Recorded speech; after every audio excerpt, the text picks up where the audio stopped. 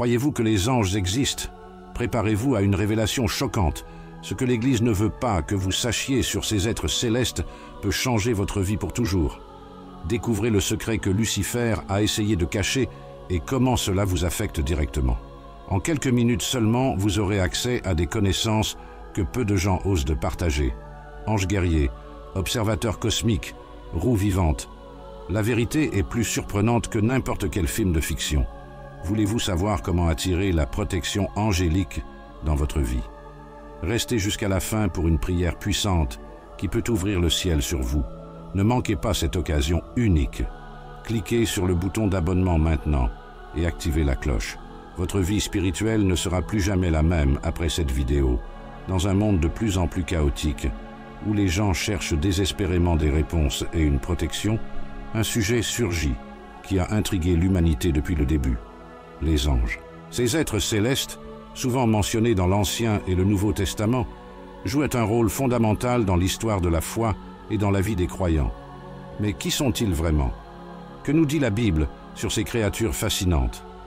Imaginez, des êtres spirituels ayant un impact profond sur notre monde physique. C'est ainsi que la Bible décrit les anges. Ce ne sont pas de simples figures décoratives dans les peintures de la Renaissance ou des statues dans les cimetières. Non, mon ami, les anges sont bien plus que cela. Ce sont de puissants messagers, envoyés par le Créateur lui-même pour interagir avec l'humanité. Comme nous le dit le psaume 103, 20. « Bénissez l'Éternel, ange puissant, qui obéissez à sa parole. » Pensez-y un instant. Combien de fois vous êtes-vous senti seul, impuissant, comme si le monde entier était contre vous? Eh bien, la Bible nous enseigne que même dans ces moments-là, nous ne sommes peut-être pas aussi seuls que nous le pensons. Les anges sont là, souvent invisibles à nos yeux, toujours présents, toujours vigilants. Comme Matthieu 18,10 nous le rappelle, « Prenez garde de ne mépriser aucun de ces petits, car je vous dis que leurs anges sont dans les cieux en présence de mon Père céleste. » Ces êtres célestes ne sont pas de simples automates sans personnalité. Au contraire, la Bible les dépeint comme des individus dotés de personnalités distinctes, capables d'interagir, de communiquer et même d'être émus. Souvenez-vous de Gabriel, l'ange qui a annoncé la naissance de Jésus à Marie. Son message n'était pas un simple message, mais un dialogue plein de sens et d'émotion, comme nous le voyons dans Luc 1er 28 à 30. L'ange vint à elle et lui dit « Réjouis-toi, tu es bénie, le Seigneur est avec vous. » Marie fut troublée par ces paroles, se demandant ce que pouvait signifier cette salutation. Mais l'ange lui dit « N'aie pas peur, Marie, vous avez été bénie par Dieu. » Les anges sont décrits comme une force dynamique sur le plan spirituel. Ils ne restent pas immobiles, observant passivement les événements. Ils sont constamment en mouvement, accomplissant des missions, protégeant les fidèles, menant des batailles spirituelles que nous ne voyons pas toujours. Comme le dit le psalmiste, « Car il commandera à ses anges de le garder dans toutes ses voies. » Psaume 91, 11. En 2 Rois 6, 17, nous en voyons un exemple frappant. « Et Élisée pria, « Seigneur, ouvre-lui les yeux, afin qu'il voie. » Alors, le Seigneur ouvrit les yeux du jeune homme, et il regarda, et il vit les collines pleines de chevaux et les chars de feu autour d'Élysée. Mais ne vous y trompez pas, les anges ne sont pas des dieux, ce sont des créatures, tout comme nous, mais d'une nature différente. Leur existence et leur puissance viennent du Créateur, et c'est à lui qu'ils servent avec une dévotion absolue. Ils sont comme des ambassadeurs célestes, représentant le royaume des cieux ici, sur terre. Comme nous le rappelle Apocalypse 19:10. Alors je tombai à ses pieds pour l'adorer, mais il me dit « Ne fais pas cela, je suis un serviteur, comme vous et comme vos frères, qui restez fidèles au témoignage de Jésus. Adorez Dieu. » C'est fascinant de penser que dans notre vie quotidienne, il y a tout un monde spirituel à l'œuvre autour de nous. Les anges sont là, remplissant leur rôle de messagers, de guerriers et de protecteurs. Ils nous rappellent constamment qu'il y a plus dans notre réalité que ce que nos yeux peuvent voir. Comme le dit Paul dans Éphésiens 6:12, « Car notre lutte n'est pas contre les hommes, mais contre les puissances et les autorités, contre les princes de ce monde de ténèbres, contre les forces spirituelles du mal dans les lieux célestes. » Et vous savez ce qui est le plus incroyable? La Bible suggère que nous pouvons interagir avec ces êtres célestes sans même nous en rendre compte. Comme le dit l'auteur de l'Épître aux Hébreux, n'oubliez pas l'hospitalité. C'est en la pratiquant que certains ont accueilli sans le savoir des anges. Hébreux 13:2. Cela nous amène à nous demander combien de fois un étranger gentil, un conseil opportun ou une aide inattendue ont-ils réellement été l'action d'un ange dans nos vies. Mais les anges ne sont pas seulement des protecteurs et des messagers, ils sont aussi des adorateurs constants de Dieu. Dans Ésaïe 6:2-3, nous voyons une description frappante des séraphins. Au-dessus de lui étaient des séraphins. Chacun d'eux avait 6 ailes. Avec 2, ils couvraient le visage. Avec 2, ils couvraient les pieds. Et avec 2, ils volaient. Et ils se proclamaient l'un à l'autre. Saint, Saint, Saint est le Seigneur des armées. La terre entière est pleine de sa gloire. Ce culte continu nous rappelle la grandeur et la majesté du Créateur qu'ils servent. Imaginez, vous marchez dans le désert, le soleil brûlant au-dessus de sa tête, le sable chaud au-dessus de ses pieds. Devant lui, une colonne de nuée le jour et une colonne de feu la nuit. On dirait tout droit sorti d'un film de fiction, n'est-ce pas? Mais c'est exactement ainsi que le peuple d'Israël a fait l'expérience de la protection angélique pendant l'Exode. Comme nous le dit Exode 14:21, alors l'ange de Dieu qui marchait devant l'armée d'Israël changea de position et passa derrière eux. Cette présence constante et protectrice des anges dans les voyages du peuple de Dieu est un thème récurrent dans l'Ancien Testament. Mais ne pensez pas que les anges ne sont apparus qu'à de grands moments comme celui-ci. Ils se manifestaient également dans des situations plus intimes et personnelles. Vous souvenez-vous d'Abraham, cet homme de foi qui était prêt à sacrifier son propre fils par obéissance à Dieu? Au tout dernier moment, alors que le couteau était déjà levé, ce fut un ange qui l'arrêta. Mais l'ange du Seigneur l'appela du ciel. « Abraham, Abraham, me voici », a-t-il répondu. Genèse 22:11. Imaginez le soulagement qu'Abraham a dû ressentir à ce moment-là. Et qu'en est-il de l'histoire de Jacob? Vous vous souvenez de cette nuit où il a combattu un être mystérieux? De nombreux érudits pensent qu'il s'agissait d'un ange. Alors Jacob dit « Je ne te laisserai pas partir sans que tu ne me bénisses ». Genèse 32:26. Cette lutte nocturne a changé Jacob pour toujours. Même son nom a été changé en Israël. C'est incroyable de penser qu'une rencontre avec un ange peut avoir un impact aussi profond sur nos vies, n'est-ce pas? Mais les anges n'étaient pas seulement des messagers ou des combattants occasionnels, ils étaient également décrits comme de véritables guerriers célestes. Le prophète Élisée le savait très bien. Lorsque son serviteur fut terrifié par l'armée ennemie qui l'entourait, Élisée pria « Seigneur, ouvre-lui les yeux afin qu'il voie ». Et que s'est-il passé? Alors le Seigneur ouvrit les yeux du jeune homme, et il regarda, et il vit les collines pleines de chevaux et de chars de feu autour d'Élisée. 2 Rois 6:17. Toute une armée d'anges prêts à les protéger. Et nous ne pouvons pas oublier Moïse. À partir du moment où il a vu ce buisson ardent, que beaucoup croient avoir été une manifestation angélique, jusqu'à la délivrance des 10 commandements, Moïse a eu plusieurs rencontres avec des anges. En Actes 7:38, Étienne raconte ceci. C'était lui qui était dans l'assemblée dans le désert avec l'ange qui lui parlait sur la montagne Sinaï et avec nos pères, et il reçut des paroles de vie à partager avec nous. Les anges, dans l'Ancien Testament, n'étaient pas seulement des êtres éthérés flottant dans les nuages. Ils étaient décrits comme des armées du ciel, une force puissante et organisée. Le terme même de « Seigneur des armées », si courant dans l'Ancien Testament, fait référence à Dieu comme le commandant de ces armées célestes, comme le dit le psaume 103, 20-21. « Bénis l'Éternel, tous tes anges puissants qui obéissent à tes ordres et qui obéissent à ta parole.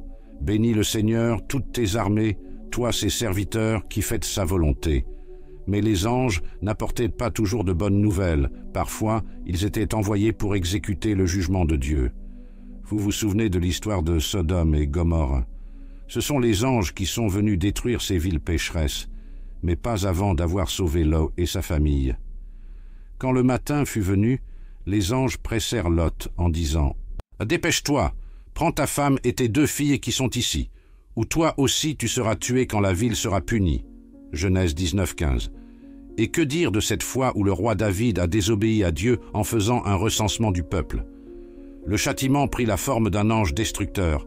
Quand l'ange étendit la main pour détruire Jérusalem, le Seigneur se repentit d'avoir amené cette catastrophe et dit à l'ange destructeur, « Arrête, assez, c'est assez ». Cela nous montre que les anges, bien que puissants, sont toujours soumis à la volonté de Dieu. Alors mon ami, la prochaine fois que vous lirez l'Ancien Testament, faites attention. Les anges sont là, à presque chaque page, guidant, protégeant, combattant et parfois même jugeant. Ils sont une partie essentielle de l'histoire de la relation de Dieu avec l'humanité. Un rappel constant que le monde spirituel est plus proche que nous ne l'imaginons.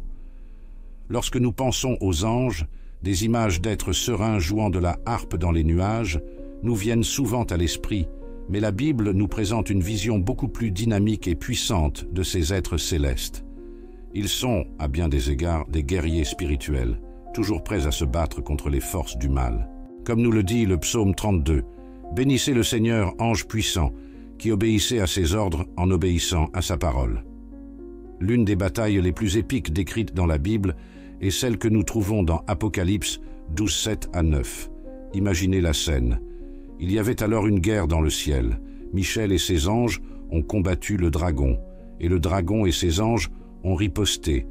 Mais ceux-ci n'étaient pas assez forts, et ils ont perdu leur place dans le ciel. Ce passage nous donne un aperçu impressionnant du conflit cosmique qui se déroule dans le domaine spirituel, avec l'archange Michel menant les armées célestes contre Satan et ses disciples.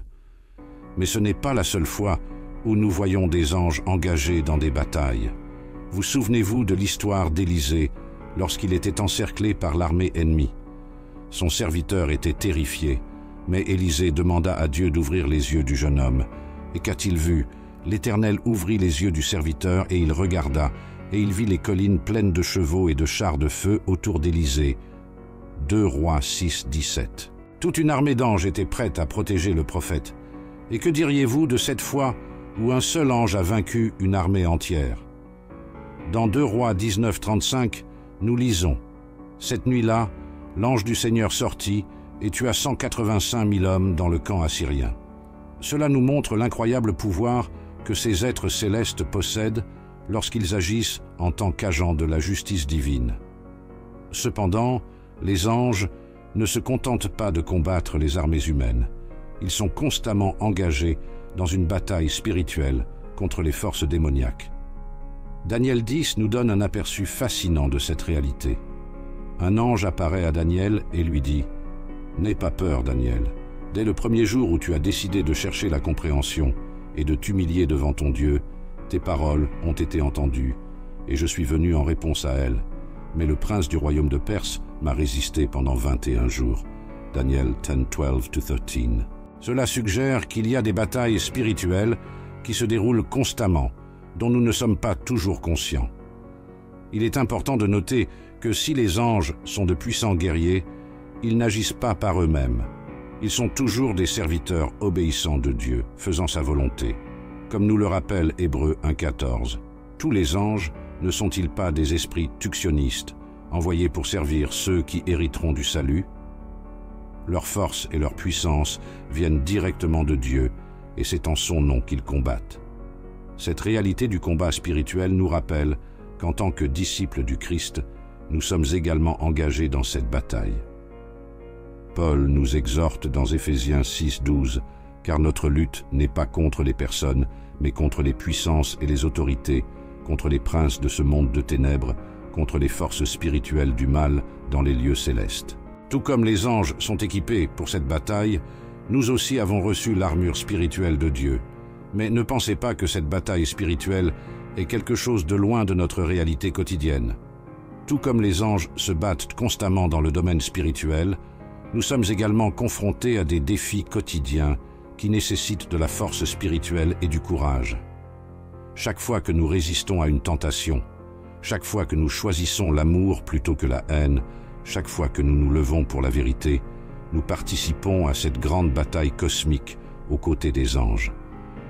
Et la bonne nouvelle, c'est que, tout comme les anges sont invincibles lorsqu'ils combattent pour la cause de Dieu, nous aussi nous sommes assurés de la victoire finale, comme nous l'assure Romains 8, 37 à 38.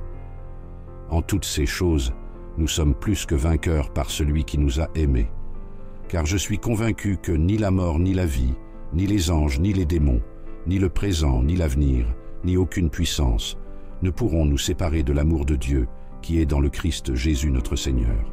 Lorsque nous parlons d'anges, nous pensons souvent qu'ils forment un groupe uniforme, mais la Bible nous révèle une hiérarchie céleste fascinante avec différents types d'êtres angéliques, chacun avec ses propres caractéristiques et fonctions uniques. Deux des types les plus intrigants sont les chérubins et les séraphins. Plongeons dans ce monde céleste et découvrons ce que la parole de Dieu nous révèle sur ces créatures extraordinaires. Commençons par les chérubins. Ces êtres angéliques apparaissent dès le début de la Bible, dans une scène dramatique et significative. Après la chute d'Adam et Ève, Dieu les expulse du jardin d'Éden et place des chérubins pour garder le chemin vers l'arbre de vie.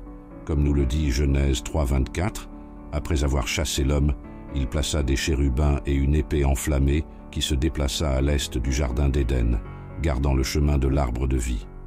Imaginez ces êtres célestes armés d'épées de feu, protégeant l'accès à l'immortalité.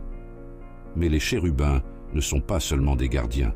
Ils apparaissent également dans des contextes d'adoration et de gloire divine. Dans le tabernacle, et plus tard dans le temple de Salomon, des images de chérubins ont été placées sur l'arche d'alliance, symbolisant la présence de Dieu. Comme le décrit Exode 25-20, les chérubins auront leurs ailes étendues vers le haut, couvrant d'eux le couvercle de l'arche. Ils se feront face au couvercle. Cette position suggère le respect et la protection de la sainteté de Dieu. L'apparition des chérubins est quelque chose qui intrigue de nombreux érudits bibliques. Dans Ézéchiel 1:10, nous avons des descriptions détaillées, bien qu'énigmatiques, de ces êtres. Ils sont représentés avec 4 visages, celui de l'homme, du lion, du bœuf et de l'aigle. 4 ailes et des roues pleines d'yeux. Comme nous le dit Ézéchiel 10:12, leur corps, y compris leur dos, leurs mains et leurs ailes, était tout rempli d'yeux, de même que les 4 roues. Cette description suggère que les chérubins ont une perception et une compréhension extraordinaires de la réalité divine. Parlons maintenant des séraphins. Ces êtres angéliques ne sont spécifiquement mentionnés que dans Ésaïe 6, mais quelle apparence impressionnante! Ésaïe a une vision du trône de Dieu, et il y a les séraphins. Au-dessus de lui étaient des séraphins. Chacun d'eux avait 6 ailes. Avec 2, ils couvraient le visage. Avec 2, ils couvraient les pieds.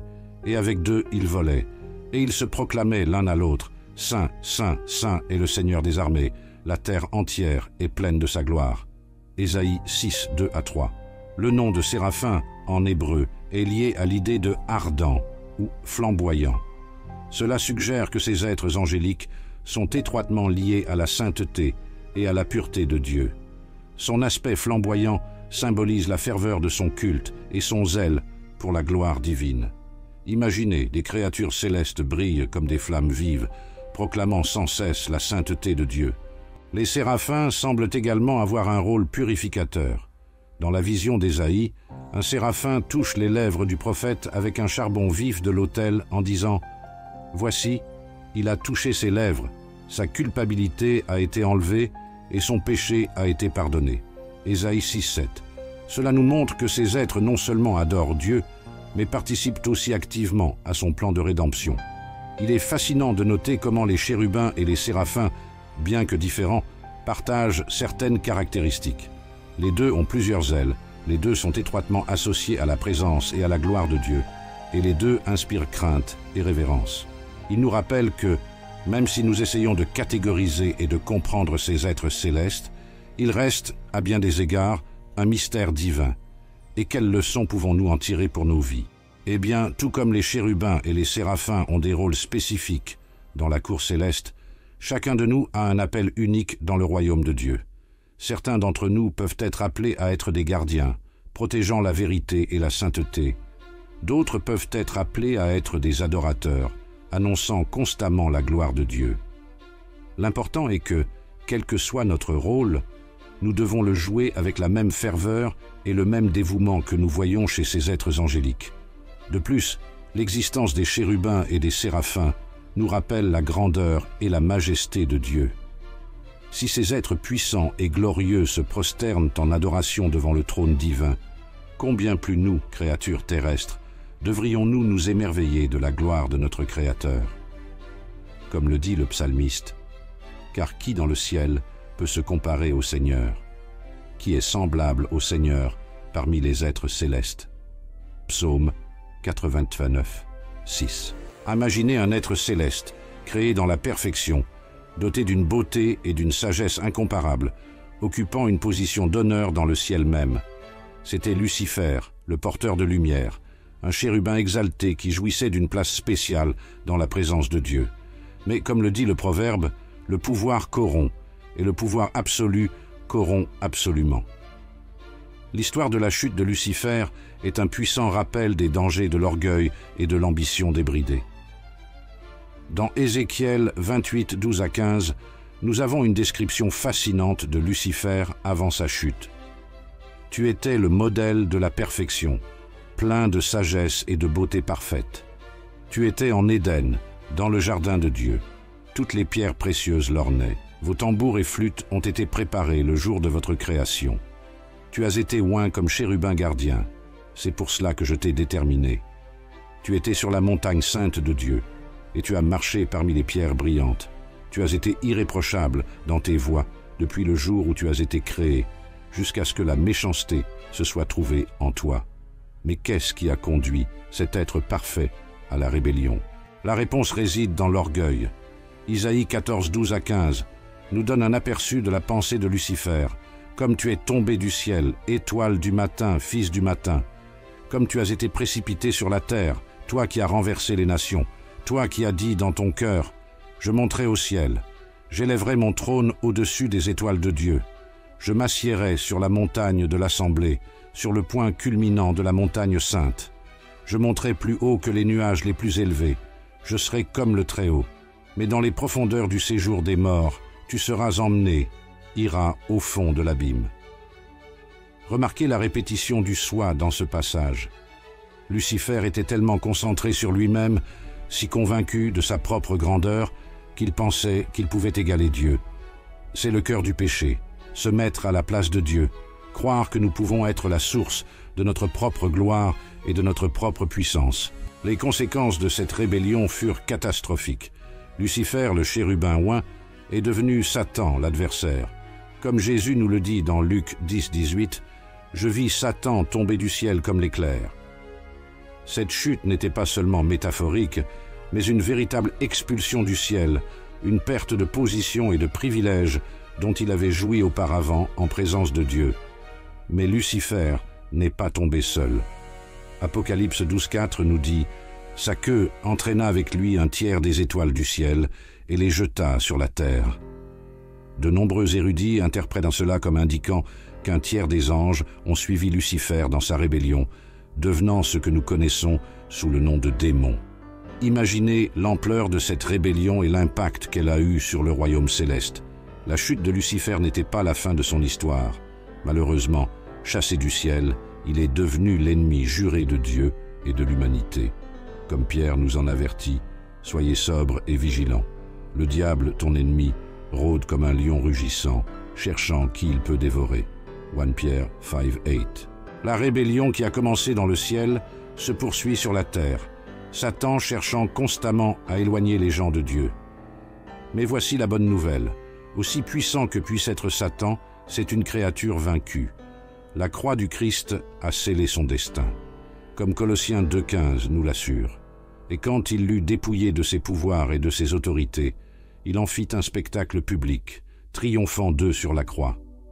Quelle leçon pouvons-nous tirer de cette histoire tragique? D'abord, le danger de l'orgueil. Comme Proverbe 16,18 nous avertit, l'orgueil précède la destruction, l'esprit hautain avant la chute.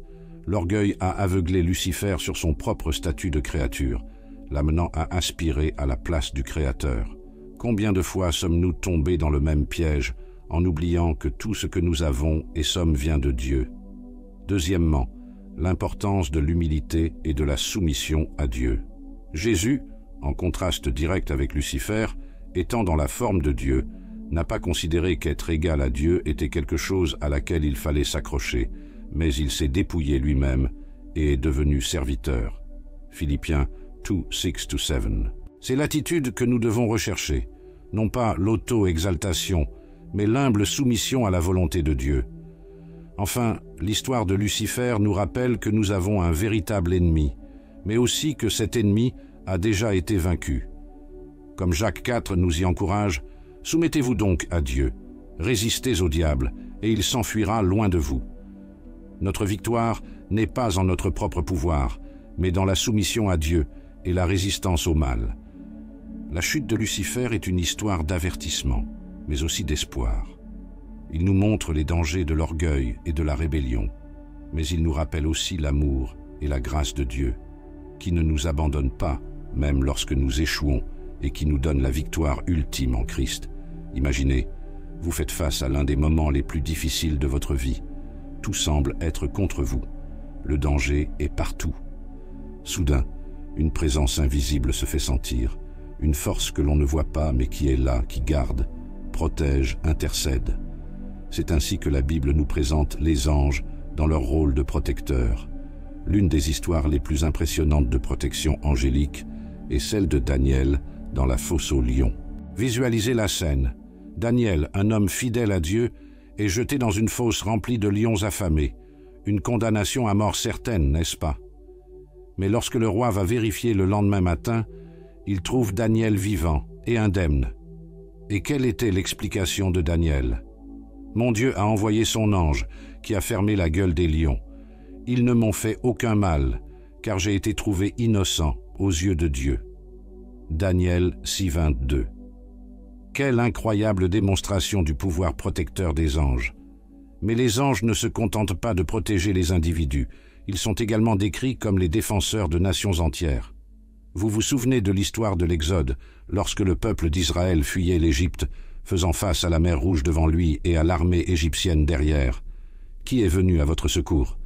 Alors l'ange de Dieu, qui marchait avant l'armée d'Israël, changea de position et marcha derrière eux.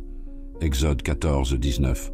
L'ange s'est placé entre Israël et le danger, fournissant une barrière de protection divine. Et que dire de cette fois où le roi de Syrie a essayé de capturer le prophète Élisée? Le serviteur d'Élisée fut terrifié à l'idée de voir l'armée ennemie qui entourait la ville. Mais Élisée pria, « Seigneur, ouvre-lui les yeux, afin qu'il voie. » Et que s'est-il passé? Alors le Seigneur ouvrit les yeux du jeune homme, et il regarda, et il vit les collines pleines de chevaux et de chars de feu autour d'Élisée. 2 Rois 6, 17. Toute une armée d'anges, prêts à protéger le serviteur de Dieu. Cette protection angélique n'est pas limitée à l'Ancien Testament. Dans le Nouveau Testament, nous voyons les anges protéger les apôtres. Vous vous souvenez quand Pierre a été arrêté par Hérode? Soudain, un ange du Seigneur apparut, et une lumière brilla dans la cellule. Il toucha le côté de Pierre et le réveilla. « Dépêche-toi, lève-toi, dit-il, et les chaînes tombèrent des poignets de Pierre. » Acte 12, 7. Les anges continuent d'être actifs, protégeant et libérant les serviteurs de Dieu. Mais quiconque pense que cette protection angélique n'est que pour les personnages bibliques importants se trompe. Le psalmiste nous assure, « L'ange du Seigneur campe autour de ceux qui le craignent, et il les délivre. » Psaume 34, 7. Et dans Hébreux 1,14, il nous est rappelé que les anges sont des esprits tutélaires, envoyés pour servir ceux qui hériteront du salut. Cela signifie que chacun de nous, en tant qu'enfant de Dieu, peut compter sur cette protection angélique. Il est important de noter cependant que la protection angélique ne signifie pas une vie sans problème ni défi. Les anges ne nous protègent pas de toutes les difficultés, mais ils nous gardent à travers elles. Comme le dit le psaume 91, 11 à 12, « Car il commandera à ses anges de te garder dans toutes tes voies. Ils te soutiendront de leurs mains, afin que tu ne heurtes pas ton pied contre une pierre. » Observez, les anges n'enlèvent pas les pierres du chemin, mais nous soutiennent, afin que nous ne trébuchions pas dessus. Cette protection angélique ne doit pas nous conduire à la présomption ou à l'imprudence. Vous vous souvenez quand Satan a tenté Jésus, citant le psaume 91. Il a suggéré à Jésus de se jeter du pinacle du temple, confiant que les anges le protégeraient. Mais Jésus a répondu, « Il est aussi écrit, n'éprouve pas le Seigneur ton Dieu. » Matthieu 4,7. La protection angélique n'est pas une invitation à éprouver Dieu, mais un réconfort au milieu des défis auxquels nous sommes confrontés. Et quelle application pratique pouvons-nous en tirer? Eh bien, tout d'abord, nous devons vivre avec la conscience que nous ne sommes pas seuls. N'aie pas peur, ceux qui sont avec nous sont plus nombreux qu'eux. 2 Rois 6,16. Cette prise de conscience de la protection angélique peut nous donner le courage d'affronter les défis de la vie. Deuxièmement, nous devrions être reconnaissants. Combien de fois avons-nous été protégés de dangers dont nous ne nous rendons même pas compte? Commencez en pratiquant l'hospitalité que, sans le savoir, certains ont accueilli les anges. Peut-être que la personne qui s'est présentée au bon moment pour nous aider était un ange déguisé. Enfin, la protection angélique devrait nous inspirer à vivre une vie de foi et d'obéissance. Les anges sont envoyés pour protéger ceux qui craignent Dieu. Comme Daniel, qui a prié même face à la menace de la fosse au lion, nous devons rester fidèles, confiants dans la protection divine. N'oubliez pas que vous ne voyez peut-être pas les anges autour de vous, mais ils sont là, envoyés par un Dieu aimant, pour garder, protéger et servir en votre nom. Comme le dit l'hymne, « Les anges de Dieu m'entourent, jour et nuit ils me gardent. » Quel réconfort de savoir que nous ne sommes jamais vraiment seuls. Imaginez, des êtres célestes toujours attentifs, observant chaque mouvement sur terre, prêts à exécuter les jugements divins. Ce sont les veilleurs et les saints, des personnages intrigants mentionnés dans le livre de Daniel et d'autres textes anciens. Ils nous offrent un aperçu fascinant d'une dimension sous-explorée du domaine spirituel. Commençons par la vision du roi Nebuchadnezzar, décrite dans Daniel 4, 13, 17. Le puissant monarque babylonien fit un rêve troublant, et il y vit quelque chose d'extraordinaire. Dans ma vision de la nuit, je vis devant moi un saint messager qui descendait du ciel. Il cria d'une voix forte, « Abattez l'arbre et coupez ses branches, arrachez ses feuilles et dispersez ses fruits. » Ce messager sacré est appelé une sentinelle dans le texte original. Mais qui sont ces sentinelles? Le terme hébreu utilisé ici est « alé », ce qui signifie « éveillé » ou « vigilant ». Ces êtres sont dépeints comme constamment vigilants, ne dormant jamais, surveillant toujours les affaires des hommes. Comme le dit le verset 17, cette sentence est par la décision des veilleurs. Ce commandement est par l'établissement des saints, afin que les vivants sachent que le Très-Haut a pouvoir sur les royaumes des hommes. Il est fascinant de noter que ces justiciers non seulement observent, mais ont également le pouvoir de décréter des jugements. Dans le cas de Nebuchadnezzar, ils ont déterminé que le roi orgueilleux serait humilié, vivant comme un animal pendant 7 fois, jusqu'à ce qu'il reconnaisse la souveraineté du Dieu Très-Haut. Imaginez, des êtres célestes discutant et décidant du destin de l'un des hommes les plus puissants de la terre. Mais les veilleurs n'apparaissent pas seulement dans le livre de Daniel. Ils sont mentionnés dans plusieurs textes apocryphes, en particulier dans le livre d'Enoch. Bien qu'il ne soit pas considéré comme canonique par de nombreuses traditions, il était bien connu et respecté à l'époque biblique. Dans ce livre, les veilleurs sont décrits comme des anges envoyés sur terre pour observer et aider l'humanité. Mais certains d'entre eux ont fini par être corrompus. Cette idée d'être céleste observant la terre n'est pas propre au livre de Daniel ou aux textes apocryphes. Dans Job 1, nous lisons « Un jour les anges vinrent se présenter au Seigneur, et Satan vint aussi avec eux. » Cela suggère une sorte de conseil céleste où les affaires de la terre sont discutées devant Dieu. Et que dire de ce passage de 1 Corinthiens 11 où Paul dit que les femmes doivent se couvrir la tête à cause des anges? Certains érudits interprètent cela comme une référence à la présence constante d'êtres célestes qui observent nos actions et notre adoration. Mais pour en revenir aux veilleurs de Daniel, il est important de noter qu'ils n'agissent pas indépendamment de Dieu. Comme le dit Daniel 4,17, « Afin que les vivants sachent que le Très-Haut a pouvoir sur les royaumes des hommes et qu'il les donne à qui il veut. » Les veilleurs sont des agents de la volonté divine, exécutant les décrets du Très-Haut. Et d'autres textes anciens. Ils nous offrent un aperçu fascinant d'une dimension sous-explorée du domaine spirituel. Commençons par la vision du roi Nebuchadnezzar, décrite dans Daniel 4:13-17. Le puissant monarque babylonien fit un rêve troublant, et il y vit quelque chose d'extraordinaire. Dans ma vision de la nuit, je vis devant moi un saint messager qui descendait du ciel.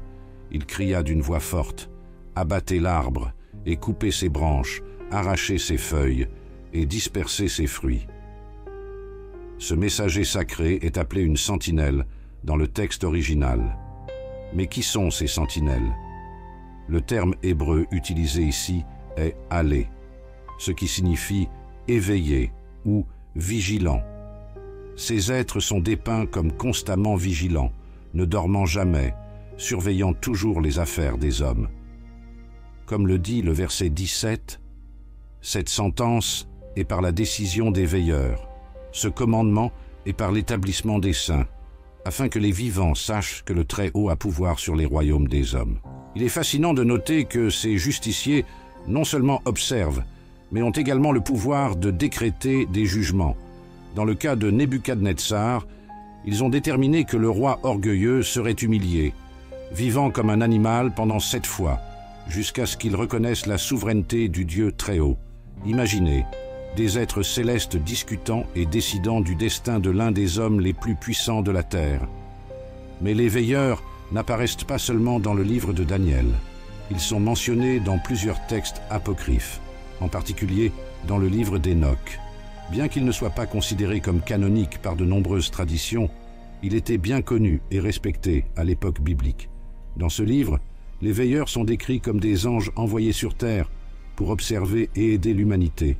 Mais certains d'entre eux ont fini par être corrompus. Cette idée d'être céleste, observant la terre, n'est pas propre au livre de Daniel ou aux textes apocryphes. Dans Job 1, nous lisons « Un jour, les anges vinrent se présenter au Seigneur, et Satan vint aussi avec eux. » Cela suggère une sorte de conseil céleste, où les affaires de la terre sont discutées devant Dieu. Et que dire de ce passage de 1 Corinthiens 11, où Paul dit que les femmes doivent se couvrir la tête à cause des anges? Certains érudits interprètent cela comme une référence à la présence constante d'êtres célestes qui observent nos actions et notre adoration.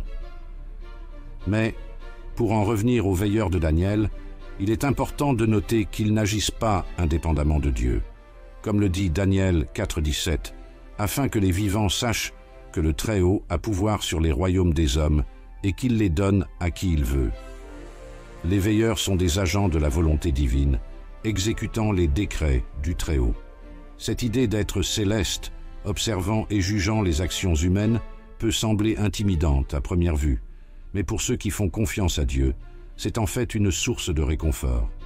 Comme le dit le psalmiste, « Les yeux de l'Éternel sont sur le juste, et ses oreilles sont attentives à son appel au secours. » Psaume 34, 15.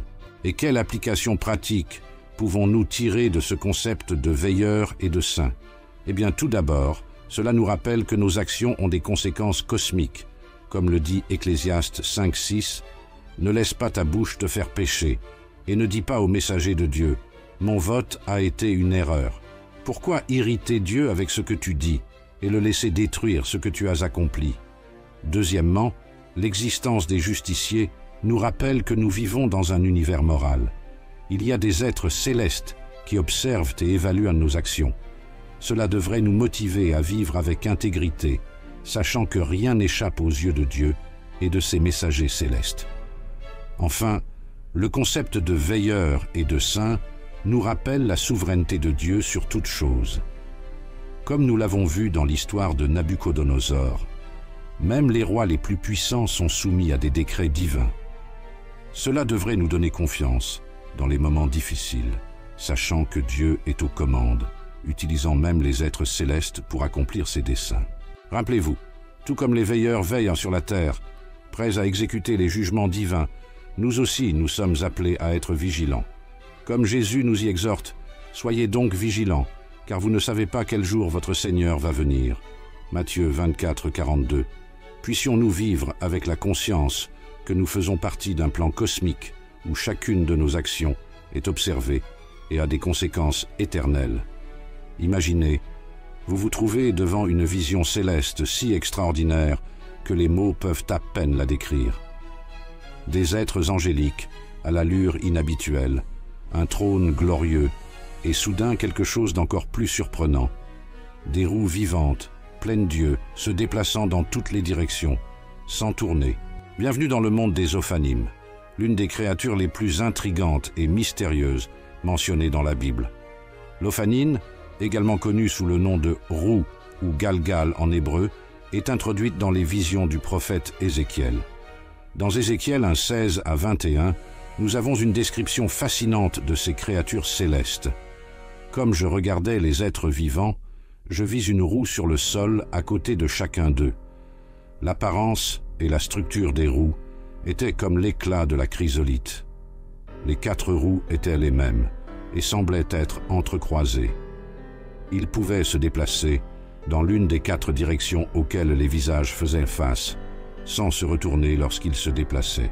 Maintenant, arrêtez-vous un instant et essayez de visualiser ceci, des roues dans les roues, se déplaçant dans toutes les directions, sans tourner, plein d'yeux partout. C'est une image qui défie notre compréhension, n'est-ce pas? Mais c'est exactement ainsi qu'Ézéchiel décrit les Ophanim. Et que signifient ces roues mystérieuses? De nombreux érudits croient que les Ophanim représentent l'omniprésence et l'omniscience de Dieu. Les roues qui se déplacent dans toutes les directions, sans tourner, symbolisent la capacité de Dieu à être partout à la fois. Les yeux qui couvrent les roues représentent la connaissance totale de Dieu, sa capacité à tout voir et à tout savoir.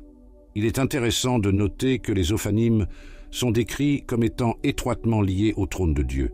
Ézéchiel 1:26 dit « Au-dessus de la plateforme qui était au-dessus de leur tête, il y avait ce qui ressemblait à un trône de saphir. » Cela suggère que les Ophanim ne sont pas seulement des créatures célestes, mais font partie intégrante de la présence et de la gloire de Dieu. Mais les Ophanins ne sont pas seulement statiques. Ézéchiel nous dit qu'ils se meuvent en parfaite harmonie avec les chérubins. Quand les êtres vivants se déplaçaient, les roues qui étaient à côté d'eux se mouvaient. Quand les êtres vivants se sont levés de terre, les roues se sont aussi levées. Ézéchiel 1:21. Cela peut symboliser la façon dont toutes les parties de la création de Dieu fonctionnent en parfaite synchronisation pour accomplir ses desseins. La description de l'Ophanim nous rappelle un autre passage fascinant de la Bible. Dans Apocalypse 4:6, Jean décrit sa vision du trône de Dieu. Il y avait aussi devant le trône quelque chose comme une mer de verre, claire comme du cristal. Certains érudits voient un lien entre cette mer de verre et les roues brillantes des Ophanim, qui reflètent toutes deux la gloire et la majesté de Dieu. Mais que pouvons-nous apprendre des Ophanim? Tout d'abord, ils nous rappellent l'incompréhensible grandeur de Dieu. Tout comme Ézéchiel a eu du mal à décrire ce qu'il a vu, nous devons aussi reconnaître qu'il y a des aspects de Dieu et du domaine spirituel qui sont au-delà de notre compréhension actuelle. Comme le dit Ésaïe 55:9. Comme les cieux sont plus élevés que la terre, ainsi mes voix sont élevées que vos voix, et mes pensées que vos pensées. Deuxièmement, les Ophanim nous rappellent l'omniprésence de Dieu. Tout comme les roues se déplacent dans toutes les directions, Dieu est présent partout en même temps. Comme le dit le psalmiste, « Où pourrais-je échapper à ton esprit? Où pourrais-je fuir devant ta présence ?» Psaume 139:7. Cela devrait nous apporter du réconfort dans les moments difficiles et nous faire réfléchir à 2 fois avant d'agir mal. Troisièmement, les yeux qui couvrent les Ophanim nous rappellent l'omniscience de Dieu. Rien n'échappe à sa connaissance. Comme le dit Hébreux 4:13, rien dans toute la création n'est caché à la vue de Dieu. Tout est découvert et exposé devant celui à qui nous devons rendre compte. Cela devrait nous motiver à vivre avec intégrité, sachant que Dieu voit non seulement nos actions, mais aussi nos cœurs. Enfin, l'harmonie avec laquelle les Ophanim se meuvent avec les chérubins nous rappelle la perfection du plan de Dieu. Tout comme toutes ces créatures célestes travaillent ensemble en parfaite synchronie, Dieu orchestre chaque événement de nos vies et de notre histoire pour accomplir ses desseins. Comme nous l'assure Romains 8:28, nous savons que Dieu travaille en toutes choses au bien de ceux qui l'aiment, de ceux qui ont été appelés selon son dessein. Alors, la prochaine fois que vous vous sentirez perdu ou confus par les voies de Dieu, souvenez-vous de l'Ophanim et de la réalité qui va au-delà de ce que nous pouvons voir ou comprendre. Rappelez-vous que Dieu est présent partout, qu'il voit et sait tout, et que son plan se déroule parfaitement. Même lorsque nous ne pouvons pas la comprendre, tout comme les roues dans les roues, la vie peut sembler complexe et déroutante. Mais entre les mains de Dieu, tout se meut avec un dessein et une précision divins. Imaginez, dans un monde de plus en plus chaotique et difficile, il y a une force invisible qui travaille constamment en notre faveur. Des êtres célestes, puissants et bienveillants, envoyés par le Créateur lui-même pour nous aider dans notre voyage terrestre. On dirait tout droit sorti d'un film de science-fiction, n'est-ce pas? Mais c'est exactement ce que la Bible nous enseigne sur les anges et leur importance dans nos vies. Beaucoup peuvent penser que les anges ne sont que des figures de style ou des personnages d'histoires anciennes, mais la vérité est qu'ils sont tout aussi réels et actifs aujourd'hui qu'ils l'étaient à l'époque biblique.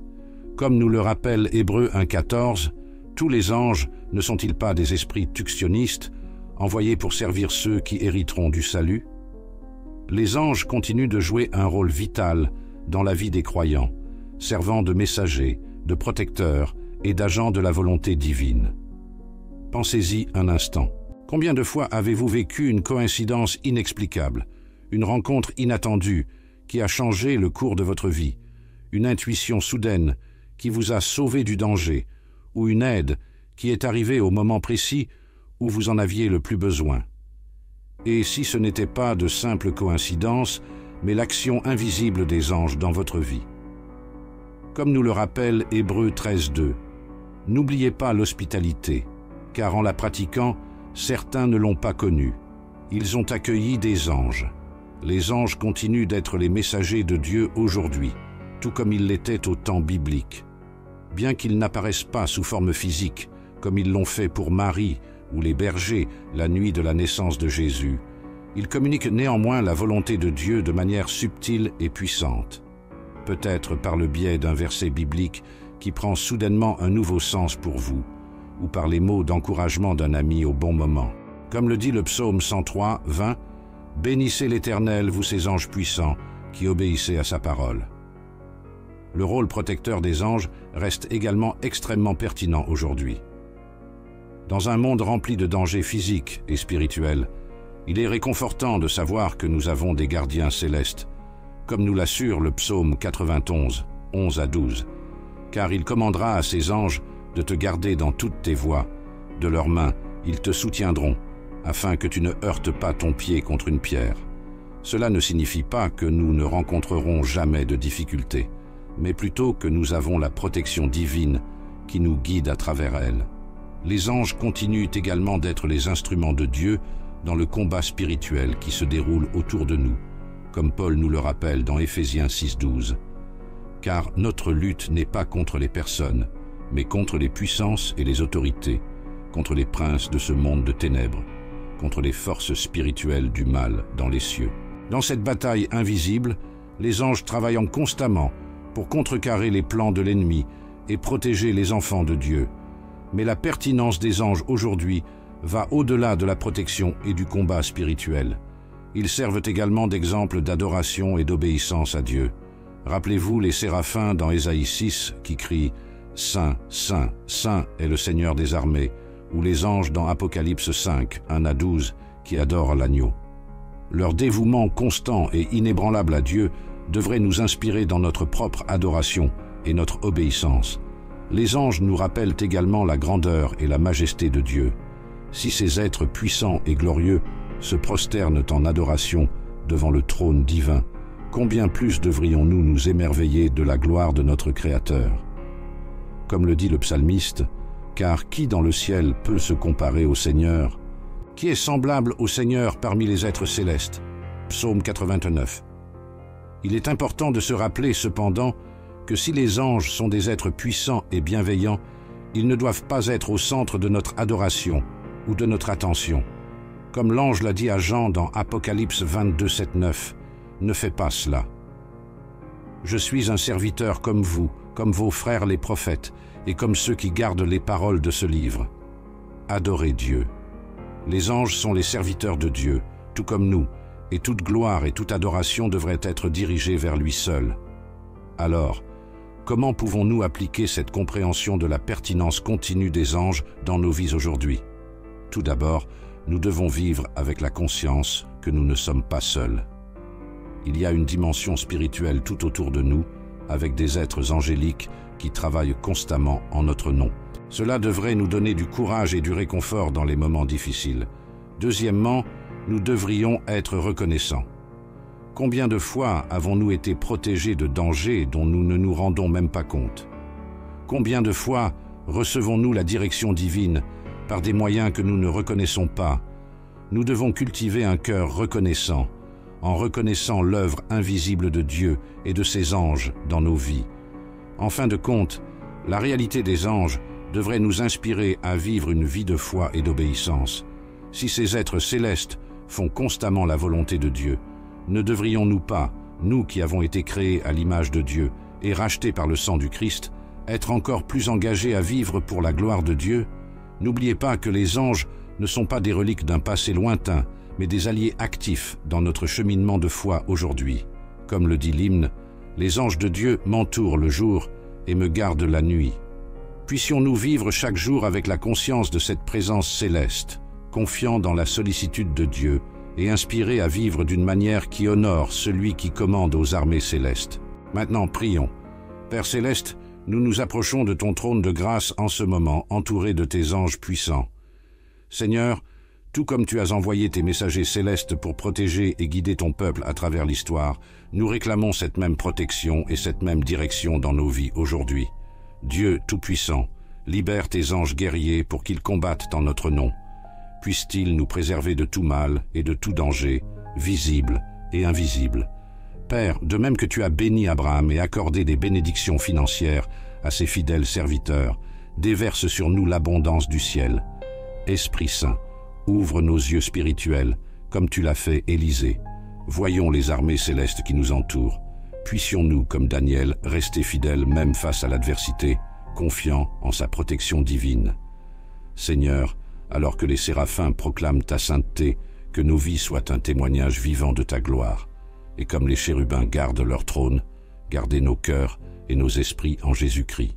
Père, libère tes anges tutélaires pour apporter la guérison, la délivrance et les bénédictions financières dans nos vies. Qu'ils déplacent des montagnes en notre faveur et qu'ils ouvrent des portes qu'aucun homme ne peut fermer. Au nom de Jésus, nous déclarons que les plans de l'ennemi sont déjoués et qu'une protection angélique nous entoure jour et nuit. Que tes anges nous soutiennent dans toutes nos voies, nous guidant vers la victoire dans tous les domaines de notre vie.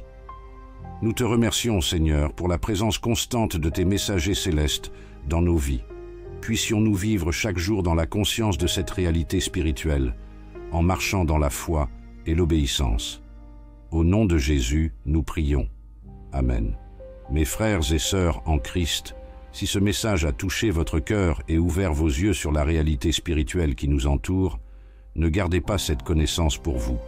Tout comme les anges sont des messagers de Dieu, soyez un messager de cette vérité puissante.